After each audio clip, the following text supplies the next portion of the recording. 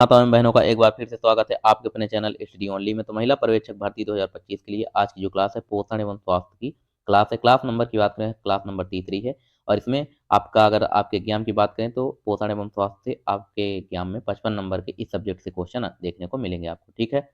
और इसमें इसकी फुल तैयारी आपको हमारे द्वारा कराई जा रही है। तो इसके जो भी आपको क्वेश्चन देखने को मिलेंगे इस मॉक टेस्ट में सारे नए एमसीक्यू हैं और लेटेस्ट जो है अपडेटेड डेटा के साथ। तो जो क्लास पसंद आती है वो लोग चैनल को सब्सक्राइब और वीडियो को लाइक जरूर कर लें और साथ ही बेल आइकन भी प्रेस कर लें, क्योंकि हम आप सभी के लिए महिला पर्यवेक्षक भर्ती से संबंधित डेली क्लास सभी सब्जेक्ट की क्लासेस लेकर डेली आते हैं। और इन सभी क्लासेस की पीडीएफ के लिए आप लोग हमारा जो टेलीग्राम चैनल है जिसका लिंक आपको वीडियो के डिस्क्रिप्शन मिल जाएगा, वहाँ से टेलीग्राम चैनल ज्वाइन करके सभी क्लासेस की पीडीएफ प्राप्त कर सकते हैं। साथ ही एक पोषण एवं स्वास्थ्य की एक जो 500 एमसीक्यू की पीडीएफ है वो भी आपको वहीं फ्री में मिलेगी। तो जिन माताओं बहनों को पीडीएफ चाहिए वो लोग हमारे टेलीग्राम से जुड़ जाएं और वहाँ से पीडीएफ प्राप्त कर सकती हैं, ठीक है। तो चलिए आइए अब स्टार्ट करते हैं आज की क्लास। तो सबसे पहले क्वेश्चन नंबर फर्स्ट देखते हैं। क्वेश्चन नंबर फर्स्ट दिया गया है कि चित्र में दर्शाई गई टीके की खुराक कितनी है। ये जो आपको चित्र दिख रहा है, जिस टीके का डायग्राम दिख रहा है, इसकी खुराक आपको कितनी होती है, ये आपसे क्वेश्चन पूछा जा रहा है।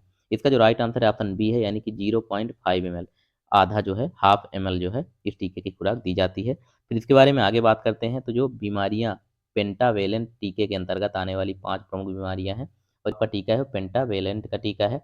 और इसमें बात करें तो 5 बीमारियों के लिए दिया जाता है। अगर बीमारियों का नाम की बात करें तो डिप्थीरिया, पर्टुसिस, काली खांसी जिसे बोलते हैं, टेटनस, हेपेटाइटिस बी और हीमोफिलिस इन्फ्लुएंजा टाइप बी का जो जीवाणु जो मेनिंजाइटिस, निमोनिया और ओटिटिस का कारण बनता है। इन पांचों बीमारियों के लिए टीका दिया जाता है, ठीक है। पेंटा से आपको ध्यान रखना है, पांच पांच बीमारियों के लिए जो पेंटा वैक्सीन है यह दी जाती है, ठीक है। फिर क्वेश्चन नंबर सेकंड की बात करते हैं। क्वेश्चन नंबर सेकंड दिया गया है कि कंठमाला के टीके के एडमिनिस्ट्रेशन के प्रतिष्ठित निम्नलिखित में से किसे छोड़कर सभी हैं। यानी कि जो माला का टीका है वो उसके एडमिनिस्ट्रेशन के प्रति दृष्ट निम्नलिखित में से किसे छोड़कर सभी हैं, एक को छोड़कर बाकी सारे हैं। तो इसका जो राइट आंसर है ऑप्शन डी, यानी मध्यम स्थूल रोगी जो होते हैं यह इसे छोड़कर बाकी गर्भवती महिला, खराब प्रतिरक्षा वाला रोगी, गंभीर रूप से बीमार, ये सारे होते हैं, ठीक है। फिर इसमें आगे बात करें, कंठमाला जिसे मम्स बोलते हैं एक विषाणु जनित संक्रमण है जो मुख्य रूप से कान के पास स्थित लार उत्पादक जो ग्रंथि होती है, लार उत्पादक आपके कान के पास, उसको प्रभावित करता है, ठीक है। मम्स जो किसको प्रभावित करता है, तो लार उत्पादन वाली ग्रंथि को प्रभावित करता है।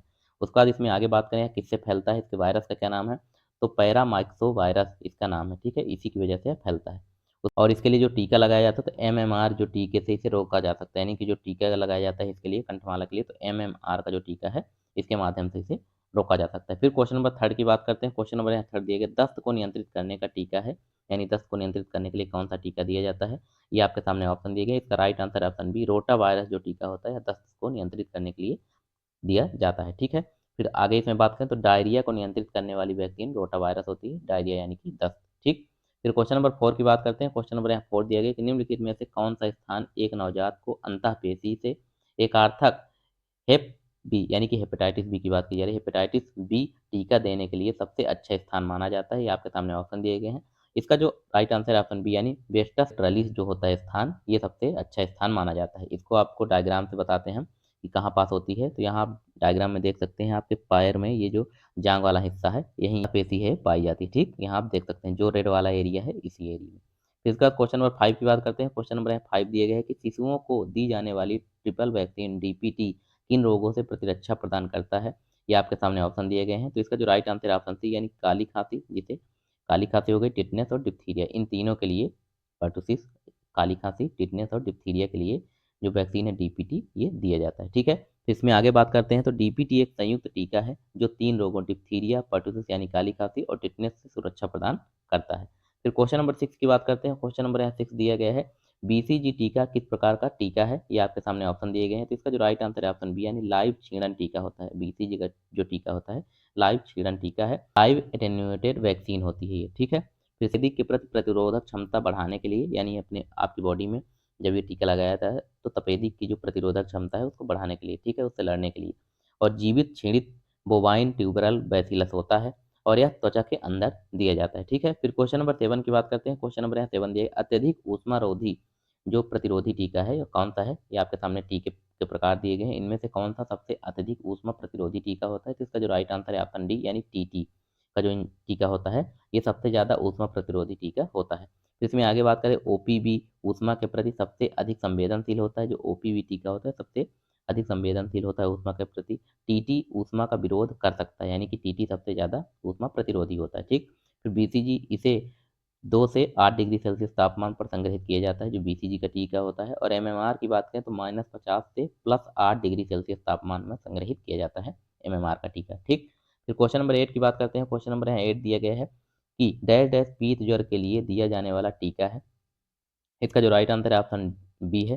3D टीका जो होता है या पीत ज्वर के लिए दिया जाने वाला टीका होता है, ठीक है। फिर इसमें अगर आगे हम बात करते हैं तो 17D के प्रभेद को पीत ज्वर के प्रति अब तक विकसित सबसे प्रभावी और सुरक्षित जीवित क्षीणित विषाणुओं में से एक माना जाता है। और इसको जो दिया जाता है मार्ग जो है अब त्वची के माध्यम से इसको दिया जाता है, ठीक है, अब त्वची।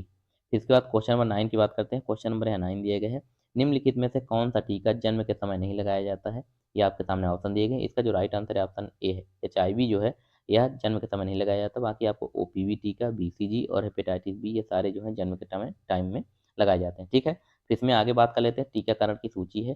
किस टीके से क्या होता है, कब देना चाहिए और इनका मार्ग क्या है देने का, यानी कि स्थान क्या है, ये सारी जानकारी हम आपको इसमें बताते हैं। सबसे पहली बात करें तो बीसीजी का जो टीका होता है जन्म के समय 1 वर्ष की आयु तक जितनी जल्दी हो सके देना है। और यह अंतर चर्मी टीका होता है, ठीक, बाईं ऊपरी बाह में। इसको कहाँ लगाया जाता है, बाईं ऊपरी बाह में, ठीक है। फिर जो दूसरा टीका है हेपेटाइटिस बी की खुराक की बात करें तो यह जन्म के समय 24 घंटे के भीतर जितनी जल्दी हो सके और अंतरपेशी होता है। ये कहाँ लगाया जाए, अंतरपेशी। ये सारे पॉइंट आपको ध्यान रखना है, इनसे आपको क्वेश्चन बन सकते हैं, ठीक। और दाहिनी जांघ में लगाया जाता है, ठीक है। फिर अगला जो टीका है ओपीवी जन्म खुराक जो होता है जन्म के समय या पहले 15 दिन के भीतर जितनी जल्दी हो सके इसको देना होता है। और इसका जो माध्यम है मुख के द्वारा दिया जाता है, ठीक है। और इसमें आपको मुख के माध्यम से ही मेडिसिन इसकी दी जाती है। फिर इसके बाद जो अगला टीका है 2, 3 जो होते हैं यह 6 सप्ताह, 10 सप्ताह और 14 सप्ताह, यानी फर्स्ट वाला 6 सप्ताह के अंदर, दो वाला जो 2 है वो 10 सप्ताह के और जो तीसरा है वो 14 सप्ताह के अंदर देना होता है मुख के द्वारा, ठीक है। फिर इसके में आगे बात करें टीका आईपीवी निष्क्रिय पोलियो टीका जो होता है 14 सप्ताह के अंदर देना होता है। और अंतरपेशी अत्वचीय होता है, ये ऊपरी बाँह या जांघ में इसको दिया जा सकता है। फिर पेंटावैलेंट 1, 2, 3 जो होते हैं इनको, जो पेंटावैलेंट 1 की बात करें तो 6 सप्ताह में, 2 की बात करें तो 10 सप्ताह में और तीसरे की बात करें तो 14 सप्ताह में दिया जाना चाहिए अंतरपेशी के माध्यम से, ठीक है। और बाईं जांघ में इसको दिया जाता है। फिर अगला जो टीका है खतरे की पहली खुराक की बात करें तो 9 महीने पूरे हो जाएँ, 12 महीने यानी 9 से 12 महीने की आयु में नहीं मिलने पर 5 वर्ष तक यह समय दिया जाता है, ठीक है। 9 से 12 या फिर 5 वर्ष तक इसको, 9 से 12 में अगर आपको नहीं मिला है तो 5 वर्ष के अंतर्गत 5 वर्ष के अंदर इसको देना होता है। और यह अत्वची जो टीका है होता है और दाईं ऊपरी बाँह में इसको लगाना होता है, ठीक है। फिर अगला जो टीका है विटामिन ए की पहली खुराक की बात करते हैं। विटामिन ए की जो पहली खुराक है खसरे के साथ 9 महीने में इसको दिया जाता है। यह मुख के माध्यम से दिया जाता है, ठीक। फिर अगला जो टीका है डीपी टीका जो पहला बूस्टर डोज़ है, ये 16 से 24 महीने में बच्चों के लिए 16 से 24 महीने में दिया जाता है। अंतरपेशी टीका होता है और बाईं जाँघ में इसको देना होता है। फिर अगला जो टीका है खसरे की दूसरी खुराक की बात करें तो यह आपको 16 से 24 महीने में अत्वची के माध्यम से यानी कि दाईं ऊपरी बाँह में इसको लगाना होता है। विटामिन ए दूसरी से 9वीं खुराक जो इसकी होती है वो डीपीटी ओपीवी बूस्टर के साथ 16 महीने या फिर 5 वर्ष की आयु तक 6 महीने में एक खुराक इसको देना होता है मुख के माध्यम से, ठीक है। इसके बाद डीपीटी का दूसरा जो बूस्टर डोज है उसकी बात करें तो 5 से 6 वर्ष में इसको दिया जाता है अंतरपेशी के माध्यम से ऊपरी बाँह में, ठीक, शोल्डर के पास। फिर टीटी की बात करें तो टीटी का जो टीका होता है 10 से 16 वर्ष की आयु में दिया जाता है अंतरपेशी माध्यम से और ऊपरी बाँह में। ये सारा चीज़ आपको कहाँ देना है, अंतरपेशी बाँह हो गया, जाँघ में हो गया, कहाँ आपको मुख से, तो ये सारी पॉइंट आपको याद रखना है ध्यान से, ठीक है। फिर क्वेश्चन नंबर 10 की बात करते हैं। क्वेश्चन नंबर 10 दिया गया है बेसिल कैलमेट गुएरिन वैक्सीन जो होती है जिसे बीसीजी टीका कहा जाता है, इनमें से किस बीमारी को रोकने के लिए टीका दिया जाता है। तो इसका जो राइट आंसर है ऑप्शन है, यानी कि तपेदिक को रोकने के लिए जो कैलमेट गुएरिन वैक्सीन होती है बीसीजी इसे दिया जाता है, ठीक है। तो इसमें आगे बात करते हैं क्वेश्चन नंबर 11 की। तो क्वेश्चन नंबर 11 दिया गया खसरे का टीका बच्चे को कब दिया जाता है, ये आपके सामने ऑप्शन है। इसका जो राइट आंसर है ऑप्शन सी, यानी 9 माह में खसरे का जो टीका है बच्चे को दिया जाता है, ठीक है। फिर क्वेश्चन नंबर 12 की बात करते हैं। क्वेश्चन नंबर 12 दिए गए 1 वर्ष से कम आयु के शिशु को डीपीटी टीका लगाने के लिए कौन सा स्थल सबसे अधिक पसंद किया जाता है, ये आपके सामने ऑप्शन है। इसका जो राइट आंसर है ऑप्शन सी, यानी पार्श्व बृहदिका पेशी जो होती है ये सबसे अधिक पसंद किया जाने वाला स्थान होता है, ठीक है, टीका लगाने के लिए। फिर इसमें आगे बात करें शिशुओं और छोटे बच्चों में जांघ की पार्श्व बृहदिका पेशी जो कि जांघ में पाई जाती है यहाँ दिया जाता है। बड़े बच्चों और वयस्कों में यह जो ऊपरी बाह में त्रिकोणीय पेशी में त्रिकोणिका जो पेशी होती है वहाँ दिया जाता है, ठीक है।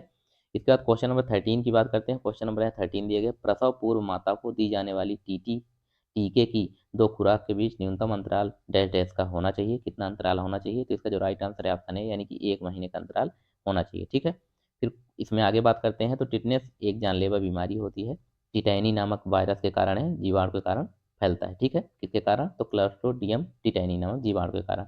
फिर क्वेश्चन नंबर 14 की बात करते हैं। क्वेश्चन नंबर यहाँ 14 दिया गया है, निम्नलिखित में से कौन सा पहला पुनर्योगज टीका होता है? पहला जो पुनर्योगज टीका है कौन सा है? ये आपके सामने ऑप्शन दिए गए हैं। इसका जो राइट आंसर है ऑप्शन सी है, हेपेटाइटिस बी जो होता है यह पहला पुनर्योगज टीका होता है। ठीक है, फिर आगे बात करें, पुनः संयोजक डीएनए प्रौद्योगिकी दो अलग अलग प्रजातियों के डीएनए अणुओं को एक साथ मिलाने की प्रक्रिया है। ठीक, और 1986 में हेपेटाइटिस बी के लिए रिकॉम्ब वैक्स एच बी जो टीका को मानव उपयोग के लिए अनुमोदित किया गया था। ठीक है, कब अनुमोदित किया गया था? तो 1986 में यह टीका अनुमोदित किया गया था।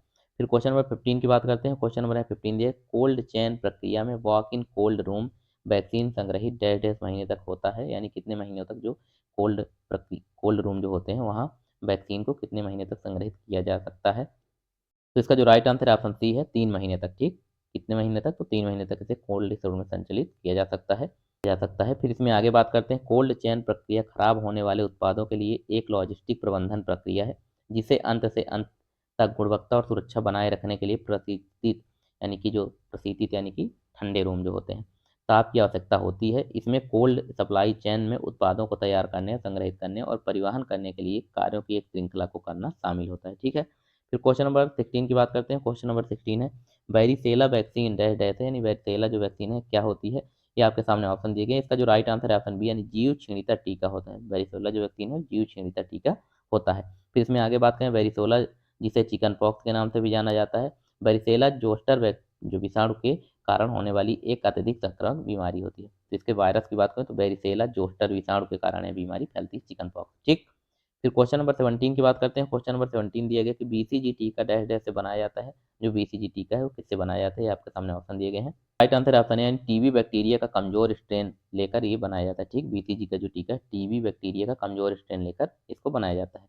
फिर क्वेश्चन नंबर 18 की बात करते हैं। क्वेश्चन नंबर 18 दिए गए, पेंटावेलेंट टीका डैश डैश का संयोजन है, यानी पेंटावेलेंट टीका जो है जो टीका है किसका किसका संयोजन है, आपसे ऑप्शन में दिए गए हैं। तो इसमें से इसका जो राइट आंसर ऑप्शन डी होगा, डीपीटी का, हेपेटाइटिस बी का और एचआईवी का। ठीक, इन तीनों का संयोजन होता है पेंटावेलेंट टीका। फिर इसमें अगर आगे हम बात करें कि डीपीटी जो है डिप्थीरिया, पर्टुसिस और टेटनेस, डीपीटी इन तीनों के लिए, और हेपेटाइटिस बी पहले से ही भारत में नियमित प्रतिरक्षणीकरण का हिस्सा है, और एचआईवी टीका एक नया शामिल किया गया है। तो ये टोटल अगर बात करें तो पांचों टीके पेंटावेलेंट के टीके के अंतर्गत आते हैं, पांचों जो।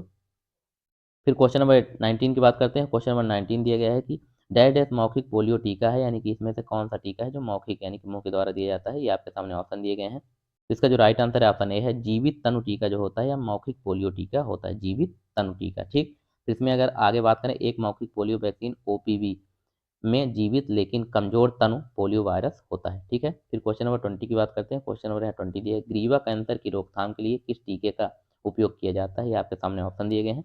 इसका जो राइट आंसर है ऑप्शन डी, यानी एचपीवी जो टीका होता है या ग्रीवा कैंसर की रोकथाम के लिए टीके के माध्यम से दिया जाता है। ठीक है, फिर इसमें आगे बात करें, ग्रीवा कैंसर एक प्रकार का कैंसर है जो गर्भाशय ग्रीवा की कोशिकाओं में होता है, या गर्भाशय का निचला हिस्सा है जो योनि से जुड़ता है। ठीक, तो यही ग्रीवा कैंसर जो होता है वो होता है। ठीक है, की बात करते हैं। क्वेश्चन नंबर यहाँ 21 दिया गया है कि निम्न प्रतीक की पहचान कीजिए। जो आपको प्रतीक यानी डायग्राम दिख रहा है इसकी पहचान आपको करना है, किसका प्रतीक है? ये आपके सामने ऑप्शन दिए गए हैं। तो इसका जो राइट आंसर है ऑप्शन सी, यानी लवण का ऑडिटकरण जो करना होता है यह इसका प्रतीक होता है। किसका? लवण यानी कि नमक का आयोडीकरण करना। ठीक, तो इसमें आगे बात कर लेते हैं, आयोडीन अनिवार्यता किस लिए होता है? तो आयोडीन अनिवार्यता मानव स्वास्थ्य के लिए एक आवश्यक पोषक तत्व है, विशेष रूप से थायराइड हार्मोन उत्पादन के लिए आवश्यक होता है। ठीक है, आयोडीन की कमी से जो है घेंघा रोग, आयोडीन की कमी की बात करें तो इसकी कमी से घेंघा रोग हो जाता है, जो कि थायराइड को इफेक्ट पड़ता है, थायराइड पे। ठीक है, जो वृद्धि, विकास और उपापचय को नियंत्रित करता है। ठीक, इसके बाद इसमें क्वेश्चन नंबर सेकंड की बात करते हैं। क्वेश्चन नंबर यहाँ सेकंड दिए गए हैं कि ग्रामीण क्षेत्र में राष्ट्रीय स्वास्थ्य मिशन के तहत आशा को किसके लिए उत्तरदायी बनाया गया है? ये आपके सामने ऑप्शन दिए गए हैं। इसका राइट आंसर है ऑप्शन बी, यानी 1000 जनसंख्या जहाँ होती है वहाँ आशा को जिम्मेदार बनाया जाता है, यानी कि 1000 जनसंख्या पर एक आशा का नियुक्तिकरण किया जाता है। ठीक है, तो इसमें आगे बात करते हैं, ग्रामीण जनसंख्या विशेष रूप से कमजोर समूहों को सुलभ सस्ती और गुणवत्तापूर्ण स्वास्थ्य देखभाल प्रदान करने के लिए 12 अप्रैल 2005 को माननीय प्रधानमंत्री द्वारा ग्रामीण स्वास्थ्य मिशन NRHM की शुरुआत की गई थी। ठीक है, इसके अंतर्गत आशा जो कार्यकर्ता हैं ये आती हैं। फिर इसके बाद क्वेश्चन नंबर थर्ड की बात करते हैं। क्वेश्चन नंबर यहाँ थर्ड दिया गया है कि सभी के लिए स्वास्थ्य हेल्थ फॉर ऑल के लिए WHO ने कितने वैश्विक ग्लोबल संकेत बनाए हैं? तो इसका जो राइट आंसर है ऑप्शन डी है, 12 संकेत बनाए हैं। ग्लोबल जो संकेत हैं WHO ने 12 क्षेत्र इसमें बनाए हैं। इसमें आगे बात करते हैं तो 12 वैश्विक संकेतक हैं जो WHO द्वारा सभी के लिए स्वास्थ्य के लिए बनाए गए हैं। फिर क्वेश्चन नंबर 4 की बात करते हैं। क्वेश्चन नंबर 4 दिए गए राष्ट्रीय ग्रामीण स्वास्थ्य मिशन NRHM वर्ष 2005 में भारत में अधिनियमित किया गया, जिसका मुख्य लक्ष्य क्या है, यानी इसका मुख्य लक्ष्य क्या था, किस लिए इसे अधिनियमित किया गया? तो इसका जो राइट आंसर है ऑप्शन ए है, शिशु मृत्यु दर को और मातृ मृत्यु दर को घटाना या कम करना इसका प्रमुख लक्ष्य रखा गया था। ठीक है, फिर क्वेश्चन नंबर 5 की बात करते हैं। क्वेश्चन नंबर 5 दिए गए कि निम्नलिखित में से कौन सा राष्ट्रीय कार्यक्रम NCDC के परजीवी रोगों के विभाग के लिए लागू किया गया? ये आपके सामने ऑप्शन है। इसका जो राइट आंसर है ऑप्शन है, यानी गिनी कृमि उन्मूलन जो होता है कार्यक्रम, उसके लिए जो राष्ट्रीय कार्यक्रम NCDC है परजीवी रोगों के लिए लागू किया गया।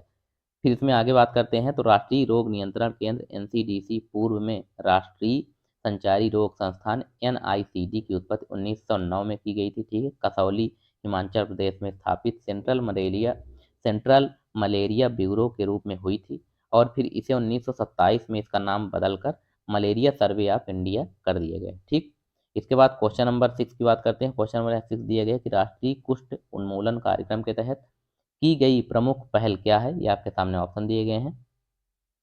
तो इसका जो राइट आंसर है ऑप्शन डी, यानी कि उपरोक्त सभी। अगर ऑप्शन ए की बात करें, कुष्ठ से प्रभावित व्यक्तियों को ड्रेसिंग सामग्री सहायक दवाएं दी जाती हैं। ऑप्शन बी, असंवेदनशील पैरों की सुरक्षा के लिए माइक्रोसेलुलर रबर के जूते प्रदान किए जाते हैं। ऑप्शन सी की बात करें तो पुनर्निर्माण शल्य चिकित्सा कराने व्यक्तियों के लिए 5,000 रुपये प्रदान किए जाते हैं। ऑप्शन डी उपरोक्त सभी। तो इसका जो राइट आंसर है ऑप्शन डी उपरोक्त सभी होगा। ठीक है, फिर इसमें आगे बात करते हैं। भारत सरकार द्वारा 1900 राष्ट्रीय कुष्ठ नियंत्रण जो कार्यक्रम को देश में लागू किया गया था और वर्ष 1983 में इसे राष्ट्रीय कुष्ठ उन्मूलन कार्यक्रम नाम दिया गया था। वर्ष 1982 में मल्टी ड्रग थेरेपी MDT दवा पेश की गई थी। ठीक है, फिर क्वेश्चन नंबर 7 की बात करते हैं। क्वेश्चन नंबर 7 दिया गया राष्ट्रीय एड्स नियंत्रण कार्यक्रम का घटक है, यानी राष्ट्रीय एड्स नियंत्रण कार्यक्रम जो होता है इसका घटक कौन सा है? इसका जो राइट आंसर है ऑप्शन डी उपरोक्त सभी। रक्त संरक्षण करना, विश्व स्वास्थ्य संगठन से मदद, एजेंसियों की मदद, ये सारे ऑप्शन इसके सही हैं। ठीक है, फिर इसके बाद इसमें आगे बात करें तो यह कार्यक्रम 1992 में शुरू किया गया था। कब शुरू किया गया था? तो 1992 में, और इसे स्वास्थ्य और परिवार कल्याण मंत्रालय द्वारा कार्यान्वित किया गया है। फिर इसके बाद क्वेश्चन नंबर 8 की बात करते हैं। क्वेश्चन नंबर 8 दिए गए कि मध्याह्न भोजन कार्यक्रम के अंतर्गत एक वर्ष में कम से कम कितने दिन तक भोजन देना चाहिए? तो इसका जो राइट आंसर है ऑप्शन बी, यानी एक वर्ष में कम से कम 250 दिन मध्याह्न भोजन के अंतर्गत बच्चों को भोजन देना चाहिए। ठीक है, फिर इसमें आगे बात करते हैं तो प्रत्येक सरकारी और सरकारी सहायता प्राप्त प्राथमिक विद्यालय के प्रत्येक बच्चे को कम से कम 200 दिनों के लिए प्रतिदिन 300 कैलोरी ऊर्जा और 8 से 12 ग्राम प्रोटीन की न्यूनतम आवश्यक सामग्री देने के लिए मध्याह्न भोजन परोसा जाना चाहिए। ठीक है, फिर क्वेश्चन नंबर 9 की बात करते हैं। क्वेश्चन नंबर 9 दिए गए यूनिसेफ द्वारा मातृ एवं शिशु स्वास्थ्य देखभाल के लिए कौन सा कार्यक्रम बनाया गया है, चलाया गया है? इसका जो राइट आंसर है ऑप्शन है गोबी FFF जो कार्यक्रम है यह यूनिसेफ द्वारा मातृ एवं शिशु स्वास्थ्य देखभाल के लिए चलाया गया। ठीक है, फिर इसमें आगे बात करते हैं गोबी क्या है?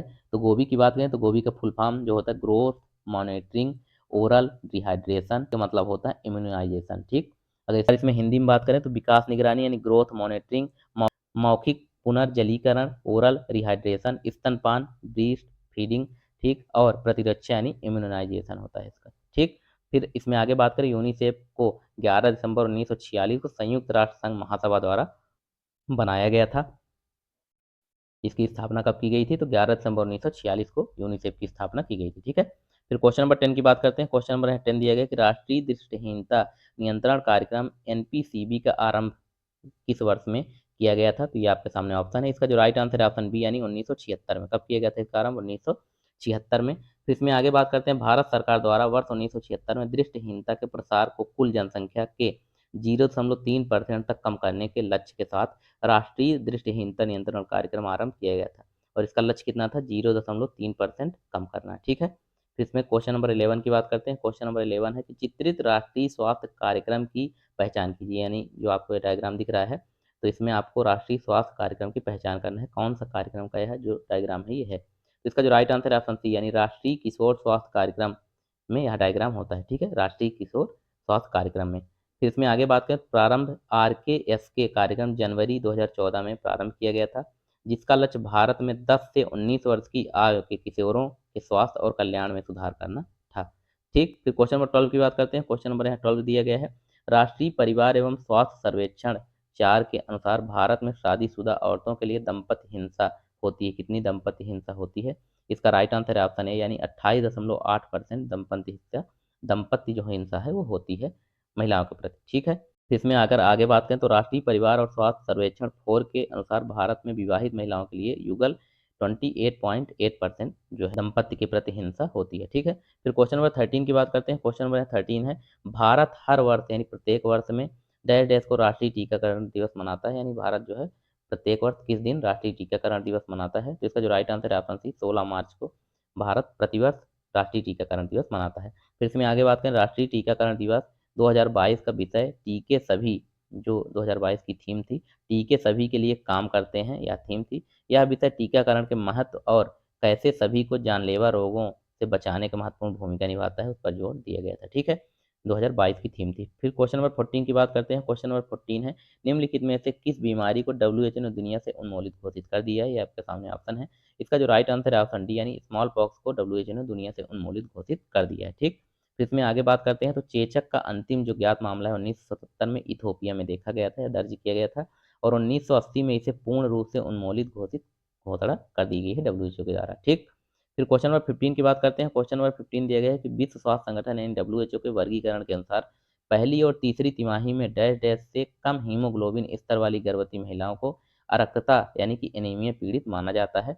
ये आपके सामने ऑप्शन दिए गए हैं, तो इसका जो राइट आंसर है ऑप्शन ए, 11 ग्राम से कम अगर HB यानी हीमोग्लोबिन होती है तो इसको अरक्तता यानी कि एनीमिया के अंतर्गत रखा जाएगा, ठीक है, WHO के माध्यम से। इसमें आगे बात करें, विश्व स्वास्थ्य संगठन WHO के वर्गीकरण के अनुसार पहली और तीसरी तिमाही में 11.0 ग्राम है से कम और दूसरी तिमाही में 10.5 ग्राम से अगर कम हीमोग्लोबिन स्तर वाली गर्भवती महिलाओं को अरक्तता एनीमिया से पीड़ित माना जाता है, ठीक है। फिर क्वेश्चन नंबर 16 की बात करते हैं। क्वेश्चन नंबर 16 है, विद्यालय टिफिन से डैश डैश प्राप्त होना चाहिए, यानी विद्यालय में जो टिफिन बच्चे ले जाते हैं उसमें से क्या प्राप्त होना चाहिए? आपके सामने ऑप्शन दिए गए हैं। ऑप्शन बी, कैलोरी और प्रोटीन की दैनिक आवश्यकता का 1/3 हिस्सा प्राप्त होना चाहिए जो विद्यालय में बच्चे टिफिन ले जाते हैं, ठीक है। फिर इसके बाद इसमें आगे बात करते हैं तो इस योजना के अंतर्गत प्रत्येक सरकारी और सरकारी सहायता प्राप्त प्राथमिक विद्यालय के प्रत्येक बच्चे को वर्ष में न्यूनतम 200 विद्यालयी दिनों में प्रत्येक दिन न्यूनतम 300 कैलोरी और 8 से 12 ग्राम प्रोटीन वाला जो मध्याह्न भोजन प्रदान करना चाहिए, ठीक है। फिर क्वेश्चन नंबर 17 की बात करते हैं। क्वेश्चन नंबर 17 है, निम्नलिखित में से किसका टीकाकरण राष्ट्रीय टीकाकरण कार्यक्रम में शामिल है? ये आपके सामने ऑप्शन दिए गए हैं। इसका जो राइट आंसर है ऑप्शन ए, यानी कि विटामिन ए का जो टीकाकरण है यह राष्ट्रीय टीकाकरण के अंतर्गत शामिल है, ठीक। इसमें आगे बात करें तो आयु यानी कि 1 लाख इंटरनेशनल यूनिट की पहली खुराक को 9 महीने में खसरा के टीके के साथ दिया जाता है और बाद में हर 6 महीने में 2 लाख आयु यानी कि 2 लाख इंटरनेशनल यूनिट की खुराक इसमें दी जाती है, ठीक है, विटामिन ए की। इसके बाद क्वेश्चन नंबर 18 की बात करते हैं। क्वेश्चन नंबर 18 है, राष्ट्रीय जनसंख्या नीति के अनुसार भारत में लड़कियों की शादी की उम्र न्यूनतम आयु कितनी है? ये आपके सामने ऑप्शन दिए गए। इसका जो राइट आंसर है ऑप्शन ए, 18 वर्ष रखी गई है, ठीक है। अगर 2021 के डेटा के अनुसार पूछा जाएगा कि अब कितनी है वर्तमान में आयु, तो ये 21 कर दी गई है, ठीक है। अगर ये पुराना डाटा है इसलिए जो लड़कियों की एज है वो 18 साल, लड़कों की एज 21, और अभी वर्तमान में 21 लड़कों की भी एज और 21 जो है लड़कियों की भी एज रखी गई है, ठीक है, शादी की। फिर क्वेश्चन नंबर 19 की बात करते हैं। क्वेश्चन नंबर 19 है, स्कूल स्वास्थ्य कार्यक्रम के तहत पोषण सेवा का एक हिस्सा क्या है? ये आपके सामने ऑप्शन दिए गए हैं। ऑप्शन है, यानी स्कूल के मध्याह्न भोजन जो है ये स्कूल स्वास्थ्य कार्यक्रम के तहत पोषण सेवा का एक हिस्सा है, ठीक।